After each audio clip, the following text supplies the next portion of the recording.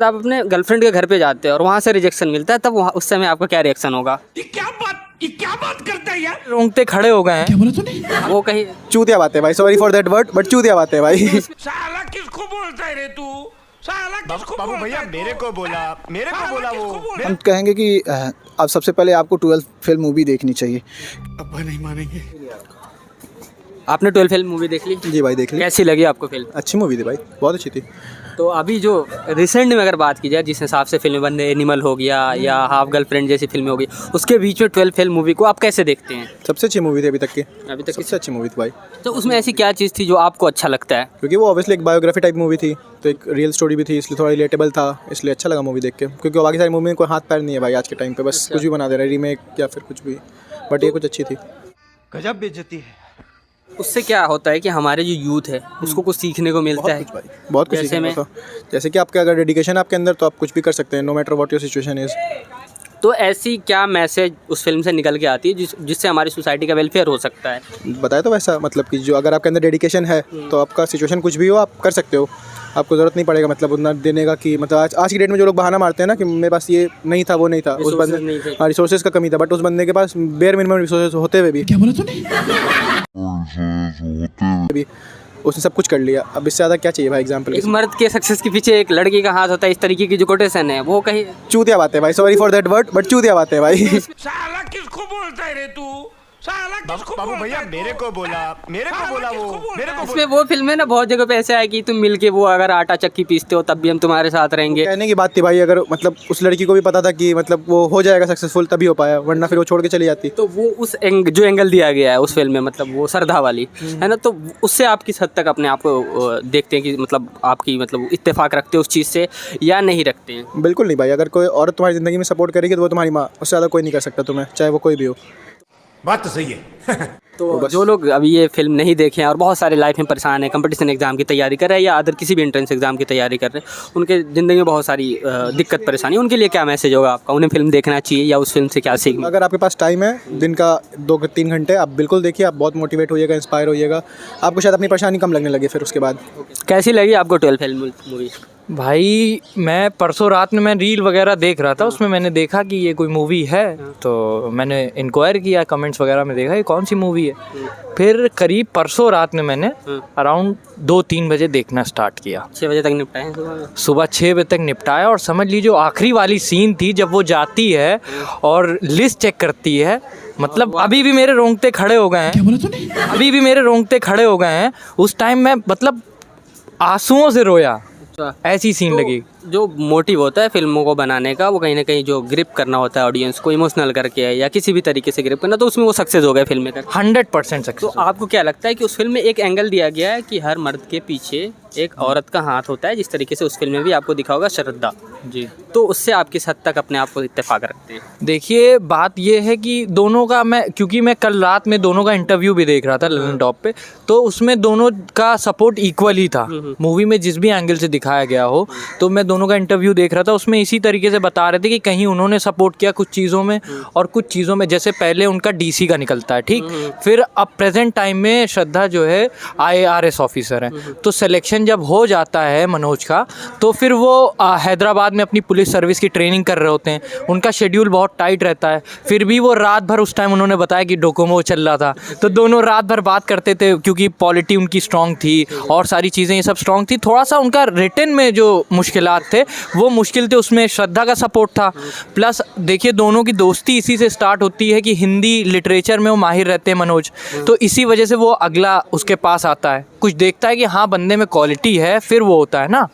तो ये तो मैं कहूँगा कि दोनों का सपोर्ट इक्वल रहा। लेकिन फिल्म में वो एंगल नहीं। हाँ फिल्म में वो एक बात है जो लोग कहते हैं यार इंग्लिश की वजह से लोग, हाँ लैंग्वेज बैरियर, उस हिसाब से मनोज जो हिंदी बैकग्राउंड से, हाँ ये मैं कहूँगा ये उन्होंने बहुत बड़ा जो है चीज़ सेट करी कि अगर आपको मतलब आप कोई भी बैकग्राउंड से हो आप कुछ भी कर सकते हैं। ये जैसे वो उसमें देखिए रील वगैरह में भी चल रहा है, वो कौन से भैया रहते हैं जिनकी चाय की दुकान रहती है। वो रीस्टार्ट वाले भैया। हाँ, रीस्टार्ट वाले भैया, उन्होंने यही कहा ना कि ये जो भेड़ चाल वाले लोग हैं, है ना, तो अब भाई उनको सपोर्ट नहीं है, कभी उन्होंने वहाँ तक सोचा नहीं। अब जैसे जो कॉन्वेंट स्कूल से पढ़ा है, CBSE से या बड़ी यूनिवर्सिटी से पढ़ा है, उसको पता है भाई UPSC कैसे करनी है, IAS कैसे निकालना है, लेकिन कोई उसका बैकग्राउंड नहीं है, तो वो एक एग्जाम्पल सेट कर दिया उन्होंने कि ये बच्चे भी कर सकते हैं। ये बड़ी अच्छी बात कही आप।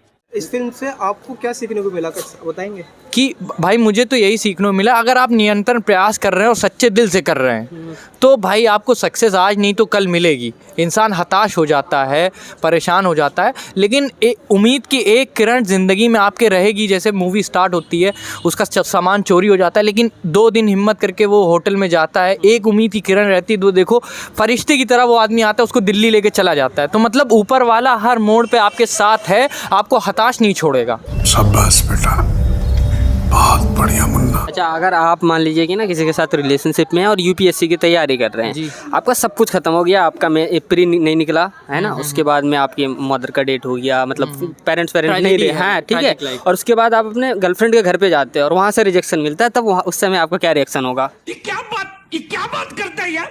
देखिए, अगर मैं अपने पर्सनल लाइफ का थोड़ा सा हिस्सा बताऊं तो जैसे अगर ऐसा कोई सिचुएशन आती है तो उस वक्त मैं किसी का सपोर्ट नहीं चाहता, मैं उस टाइम एकांत चाहता हूँ, एकदम अकेले अपने को मजबूत करके, फिर जैसे वो कहता है ना अंदर की लाइट को कर जला के रखना है। मेरे अंदर ये चीज़ है कि अगर जैसे कहीं लाइफ में सक्सेस नहीं मिल रही तो मैं अपने आप को बंद कर लूँगा, मैं अपनी कमियां देखूंगा कि कहाँ कमी आ रही, कहाँ लूप हो रहा है, क्योंकि में वो जो आटा के चक्की में मिल में आटा पीसना शुरू करते हैं तो वो एकांत में ही समझिए एक तरीके से चले जाते हैं, तो वो सही तरीका था, सही तरीका था। अब जैसे देखा जाए भाई, अगर आप जैसे कोई भी है यार अपने बराबरी के लोगों को ही ढूंढता है, ठीक है ना, तो अगर आपको उसकी भाई अब उसका भाई UPSC लेवल का आदमी है तो आप भी उसी लेवल के रहोगे, तब आप सोचोगे ना कि जो साथ में हम लोग उठ बैठ सकते हैं। आदमी साथ के लेवल से लोगों से बनाना चाहता है ना। UPSC एस्पिरेंट्स है उनके लिए क्या मैसेज होगा आपका? यही कहेंगे भाई, मेहनत अगर आप करेंगे, है ना, पहली बात तो मेहनत, दूसरी चीज़ आपका जो है ऊपर वाले पे विश्वास। आप जिस भी धर्म के हों, आप ऊपर वाला, हाँ, आप बिलीव करना चाहिए। और तीसरी चीज़ है दुआ, बिल्कुल, है ना, आप लोगों को दो, उनसे रिटर्न में कुछ मत मांगो, वही दुआ है। जो कर दिए उसको छोड़ दो, करके छोड़ दो, ऊपर वाला उसका आपको फल देगा। शाबाश बेटा। आपने 12 फेल मूवी देख ली? जी, कैसी लगी फिल्म आपको? मुझे बहुत अच्छी लगी। क्या चीज़ें जो आपको अच्छी लगी, उसकी स्टोरी या क्या सारी चीज़ें जो बता सकते हैं? मुझे स्टोरी की सबसे अच्छी चीज़ ये लगी कि वो जो फैमिली थी वो बहुत बिलो कैटेगरी की थी, और ऊपर से वो जो बच्चा था वो बचपन से उतना पढ़ने वाला बच्चा था नहीं, लेकिन उसके अंदर किस तरह से अपने लक्ष्य को लेकर, अपने घर की स्थिति को सुधारने के लेकर किस प्रकार उसके अंदर सुधार आया, ये मुझे बहुत अच्छा लगा। अच्छा, तो आपको क्या लगता है कि UPSC में जो लैंग्वेज बैरियर है, आप लोगों को पता ही होगा, तो वो मैटर करता है या उन सारी चीज़ों को तोड़ने का जो उसमें काम है, उससे क्या फ़ायदा मिल सकता है स्टूडेंट को वैसी फिल्में बना के? देखिए, ये है कि कहा जाता है कि हिंदी मीडियम के सिलेक्शंस बहुत कम होते हैं, और हम देख रहे हैं कि मनोज जो हैं उस फिल्म के जो मेन कैरेक्टर नायक जो हैं वो हिंदी से ही हैं।